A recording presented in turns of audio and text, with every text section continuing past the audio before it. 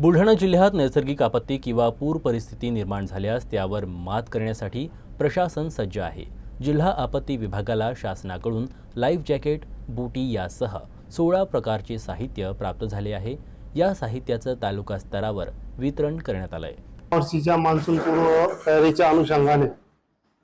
माननीय जिल्हाधिकारी सर किरण पाटील यांच्या मार्गदर्शनाखाली आणि आपत्ती व्यवस्थापन विभाग यांना जे शासनाकडून प्राप्त साहित्य झालेले आहे त्यामध्ये रबर बोट, लाईफ प्रिंग, रेस्क्यू किट, मेडिकल किट अशा शासनाकडून वस्तू प्राप्त झालेल्या आहे आणि त्या आपण आपत्ती निवारणासाठी प्रत्येक तहसीलमध्ये त्याचं वाटप सुद्धा केलेलं आहे आणि या वाटप केलेल्या वस्तू त्यांनी सुस्थितीत ठेवाव्या आणि आपत्तीच्या अनुषंगानं ज्या रबर बोटी प्राप्त झालेल्या आहेत त्याच्या त्यांचे प्रशिक्षण झालेले आहेत आणि आपण नुकतंच दिनांक 16 तारखेपासून 20 तारखेपर्यंत NDRF पुणे येथे परत एक मनुष्यबळ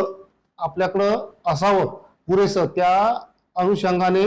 प्रशिक्षण आयोजित केलेलं आहे। तरी आपत्ती जर आली तर